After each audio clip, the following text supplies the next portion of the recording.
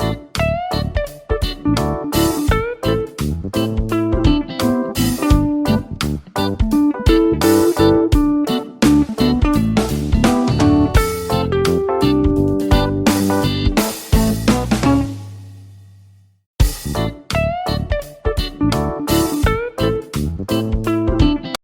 Friends, welcome back to Reshma Gowda vlogs. ನಾನು ರೇಷ್ಮಾ. ನಾನು ಚೆನ್ನಾಗಿದ್ದೀನಿ, ನೀವು ಕೂಡ ಚೆನ್ನಾಗಿದ್ದೀರಾ ಅಂತ ಅನ್ಕೋತೀನಿ. ನಾನಿವತ್ತು ಬೆಳಿಗ್ಗೆ 7 ಗಂಟೆಯಿಂದನೇ ವ್ಲಾಗ್ನ ಶುರು ಮಾಡಿದ್ದೀನಿ. ನೋಡಿ, ಇದು ನಮ್ಮ ಹಳ್ಳಿ ದಾರಿ ಎಷ್ಟು ಚೆನ್ನಾಗಿದೆ ಅಂತ. ನಾನು ಇವತ್ತು ಮಟನ್ ಸಾಂಬಾರು ಮಾಡೋಣ ಅಂತ ಹೇಳಿಬಿಟ್ಟು ಮಟನ್ ತೊಗೊಂಡು ಬರೋದಕ್ಕೆ ಹೋಗ್ತಿದ್ದೀನಿ. ನಮ್ಮೂರಿಂದ ಸ್ವಲ್ಪ ದೂರ ಹೋದರೆ ಮಟನ್ ಸ್ಟಾಲ್ ಸಿಗುತ್ತೆ. ತುಂಬ ಚೆನ್ನಾಗಿರುತ್ತೆ ಮಟನ್ನು. ಬೆಳಗಿನ ಟೈಮು ಫ್ರೆಶ್ಶಾಗಿ ಕೂಡ ಇರುತ್ತೆ. ಅದಕ್ಕೆ ಅಂತ ಹೇಳಿ 7 ಗಂಟೆಗೆ ಹೋಗಿ ಮಟನ್ನೆಲ್ಲ ತೊಗೊಂಡು ಬರ್ತಾಯಿದ್ದೀನಿ. ಅಂದರೆ ಸ್ವಲ್ಪ ಚಿಕನ್ ಕೂಡ ಬೇಕಿತ್ತು. ಅಲ್ಲೇ ಮಟನ್ ಸ್ಟಾಲಲ್ಲೇ ಚಿಕನ್ ಕೂಡ ಕ್ಲೀನ್ ಮಾಡ್ತಾಯಿದ್ರು. ಎರಡನ್ನೂ ತೊಗೊಂಡು ಬಂದು ನೀಟಾಗಿ ತೊಳೆದು ಏನಾದರೂ ಗಲೀಜಿದೆಯಾ ಅಂತ ಎಲ್ಲ ನೋಡಿ ಕ್ಲೀನ್ ಮಾಡಿ ಇತ್ತಿ ಜಾಲರಿ ಪಾತ್ರೆನಲ್ಲಿ ಹಾಕಿಟ್ಟಿದ್ದೀನಿ, ನೀರೆಲ್ಲ ಸೋರಲಿ ಅಂತ ಹೇಳ್ಬಿಟ್ಟು. ನೀರು ಸೋರ್ತಾಯಿದ್ರೆ ಅಷ್ಟೊತ್ತಿಗೆ ಮಸಾಲೆ ರುಬ್ಬಿಟ್ಕೊಬಿಟ್ರೆ ಅಡುಗೆ ಮಾಡೋದಕ್ಕೆ ಸರಿ ಹೋಗುತ್ತೆ ಅಂತ ಹೇಳ್ಬಿಟ್ಟು ನಾನು ಬೆಳಿಗ್ಗಿನ ಊಟಕ್ಕೆ ಅಂತಲೇ ಹೇಳ್ಬಿಟ್ಟು ಬೆಳಿಗ್ಗೆನೇ ತೊಗೊಂಡು ಬಂದಿರೋದು. ಯಾಕೆ ಅಂದರೆ ಭಾನುವಾರ ರಾತ್ರಿಗೆಲ್ಲ ಖಾಲಿ ಮಾಡಿಬಿಡ್ಬೇಕು, ಮತ್ತು ಉಳ್ಕೊಂಡ್ರೆ ಸೋಮವಾರ ಇಟ್ಕೊಳ್ಳೋಕ್ಕಾಗಲ್ಲ ಅಲ್ವಾ. ಒಂದು ಟೈಮ್ ತಿಂತು ಅಂದರೆ ಜೀರ್ಣ ಆಗೋದೇ ಕಷ್ಟ ಆಗಿರುತ್ತೆ. ಸೊ ಒಂದು 2 ಟೈಮ್ ಆದರೂ ನೀಟಾಗಿ ಊಟ ಮಾಡಲಿ ಅಂತ ಹೇಳ್ಬಿಟ್ಟು ಬೆಳಿಗ್ಗೆನೇ ಮಾಡಿಬಿಡ್ತಾ ಇದ್ದೀನಿ. ನಾನು ಮಸಾಲೆ ಎಲ್ಲ ರುಬ್ಕೊಬಿಡೋಣ ಅಂತ ಹೇಳ್ಬಿಟ್ಟು ಬೇಗನೆ ಎದ್ದು ಇದನ್ನೆಲ್ಲ ರೆಡಿ ಮಾಡಿ ಇಟ್ಟೆ ಹೋಗಿದ್ದೆ.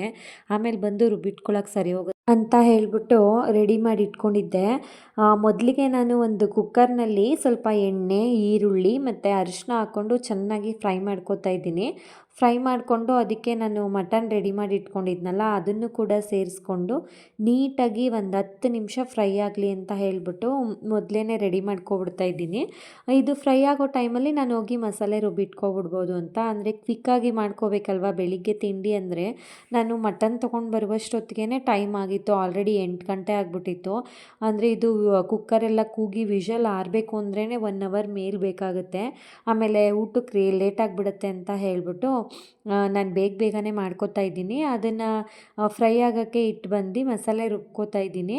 ನೋಡಿ, ಒಂದು 4 ಈರುಳ್ಳಿನ ಸಣ್ಣದಾಗಿ ಹಚ್ಕೊಂಡು ಜಾರ್ಗೆ ಹಾಕೋತಿದ್ದೀನಿ. ಅದ್ರ ಜೊತೆ ಒಂದು 2 ಟೊಮೊಟೊ ಮತ್ತು ಒಂದು 4 ಸ್ಪೂನಷ್ಟು ಮಟನ್ ಸಾಂಬಾರು ಪುಡಿನ ಸೇರಿಸ್ಕೊತಿದ್ದೀನಿ. ನಿಮ್ಮ ಹತ್ರ ಮಟನ್ ಸಾಂಬಾರು ಪುಡಿ ಇಲ್ಲ ಅಂತಂದರೆ ಸ್ವಲ್ಪ ಧನಿಯಾ ಪುಡಿ, ಸ್ವಲ್ಪ ಒಣಮೆಣ್ಸಿಕಾಯಿ ಪೌಡರ್ನ ಸೇರಿಸ್ಕೊಂಡ್ರೆ ಸರಿ ಹೋಗ್ಬಿಡುತ್ತೆ. ಅದಕ್ಕೆ ನೀರು ಹಾಕ್ಕೊಂಡು ನುಣ್ಣಗೆ ರುಬ್ಕೋತಾ ಇದ್ದೀನಿ. ಹಾಗೆಯೇ ಸ್ವಲ್ಪ ಮೊಟ್ಟೆಗಳು ಇತ್ತು ಮನೆಯಲ್ಲಿ, ನಾಟಿ ಕೋಳಿಗಳು ಮೊಟ್ಟೆ ಇಟ್ಟಿತ್ತು. ಆದಷ್ಟು ನಾವು ನಾಟಿ ಕೋಳಿ ಮೊಟ್ಟೆನೇ ಬಳಸ್ತೀವಿ, ಬಾಯ್ಲರ್ ಕೋಳಿ ಮೊಟ್ಟೆಗಳು ಕಡಿಮೆ. ಹಾಗೆಯೇ ಅದನ್ನು ಸೈಡಲ್ಲೇ ಬೇಯಕ್ಕೆ ಇಟ್ಕೊಬಿಟ್ಟಿದ್ದೀನಿ. ಬೇಗ ಬೇಕು ಮುಟ್ರೆ ಅಡುಗೆಗೆಲ್ಲ ಸರಿ ಹೋಗುತ್ತೆ ಅಂತ ಅನ್ನ, ಮುದ್ದೆ, ಮೊಟ್ಟೆ ಏನು ಬೇಕೋ ಅದನ್ನೆಲ್ಲ ಮೊದಲೇ ರೆಡಿ ಮಾಡ್ಕೊತಿರ್ತೀನಿ ನಾನು, ಒಂದೊಂದು ಕಡೆ ಒಂದೊಂದನ್ನು. ಹಾಗೆ ನೋಡಿ, ಮಟನ್ನ ಫ್ರೈ ಆಗೋಕ್ಕೆ ಇಟ್ಟಿದ್ನಲ್ಲ ಅದು ಒಂದು 10 ನಿಮಿಷ ಫ್ರೈ ಆಗಿ ನೀರೆಲ್ಲ ಕಡಿಮೆ ಆಗಿಬಿಟ್ಟಿದೆ, ಎಷ್ಟು ಚೆನ್ನಾಗಾಗಿದೆ. ಅದಕ್ಕೆ ನಾನು ರುಬ್ಕೊಂಡಲ್ಲ ಮಸಾಲೆ, ಅದನ್ನು ಸೇರಿಸ್ಕೊತಿದ್ದೀನಿ. ಇದು ಕೂಡ ಒಂದು 10 ನಿಮಿಷ ಚೆನ್ನಾಗಿ ಫ್ರೈ ಆಗಬೇಕು. ಇದು ಫ್ರೈ ಆಗೋ ಟೈಮಲ್ಲಿ ಇನ್ನೊಂದು ಮಸಾಲೆನ ನಾವು ರೆಡಿ ಮಾಡ್ಕೊಂಡು ಬಂದುಬಿಟ್ರೆ ಸರಿ ಹೋಗ್ಬಿಡುತ್ತೆ ಅಂತ ಹೇಳ್ಬಿಟ್ಟು ಇದನ್ನು ಕೂಡ ಹಾಕಿ ಒಂದು 10 ನಿಮಿಷ ಫ್ರೈ ಆಗೋಕ್ಕಿಟ್ಟು ಮುಚ್ಚಿಟ್ಬಿಟ್ಟು ಮಸಾಲೆ ರುಬ್ಕೋತಾ ಇದ್ದೀನಿ. ಅದೇ ಜಾರಿಗೆ ನಾನು ಮತ್ತೆ ಒಂದು ಅರ್ಧ ಹೋಳಷ್ಟು ಕಾಯಿ ತುರಿನ ಸೇರಿಸ್ಕೊತಾ ಇದ್ದೀನಿ.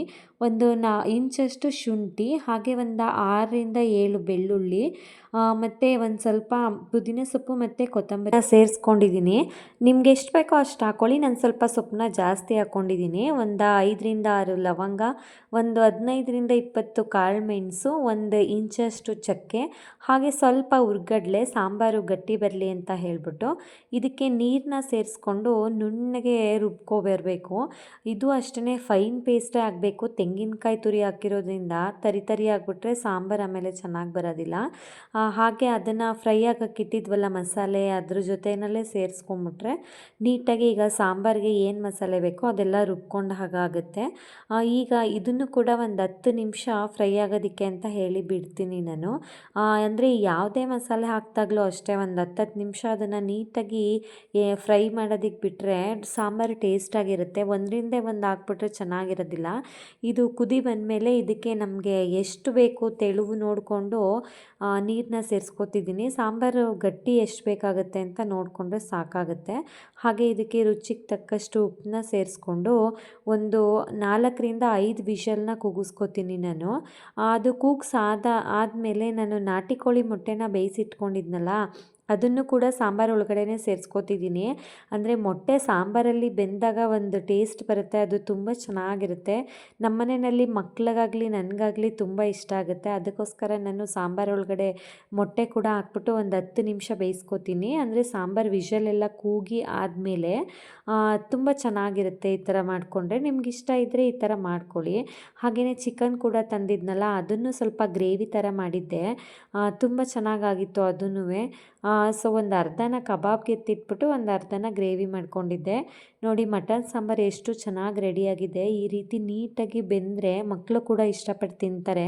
ಅದೇನಾದರೂ ಸ್ವಲ್ಪ ಬೇಯಲಿಲ್ಲ ಅಂತಂದರೆ ತಿನ್ನಕ್ಕೆ ಹೋಗಲ್ಲ. ಅದಕ್ಕೋಸ್ಕರ ನಾನು ಸ್ವಲ್ಪ ಜಾಸ್ತಿನೇ ಬೇಯಿಸ್ಬಿಡ್ತೀನಿ. ಮಕ್ಳಿಗಾಗಲಿ ದೊಡ್ಡವ್ರಿಗಾಗಲಿ ಸ್ವಲ್ಪ ಬೇಯಿಸಿದ್ರೆ ತುಂಬ ಇಷ್ಟಪಟ್ಟು ತಿಂತಾರೆ. ಅದು ಅಲ್ಲದೆ ಬೆಂದಷ್ಟು ಸಾಂಬಾರು ತುಂಬ ಟೇಸ್ಟ್ ಬರುತ್ತೆ. ಜಾಸ್ತಿ ಬೆಂದಿಲ್ಲ ಅಂದರೆ ಟೇಸ್ಟ್ ಇರೋದಿಲ್ಲ.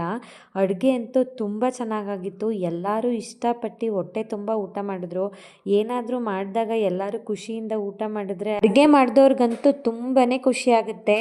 ಸೊ ಇದಾಗಿತ್ತು ಇವತ್ತಿನ ವ್ಲಾಗ್. ಇಷ್ಟ ಆದರೆ ಲೈಕ್ ಮಾಡಿ, ಶೇರ್ ಮಾಡಿ, ಸಬ್ಸ್ಕ್ರೈಬ್ ಮಾಡೋದನ್ನು ಮರಿಬೇಡಿ. Thank you all.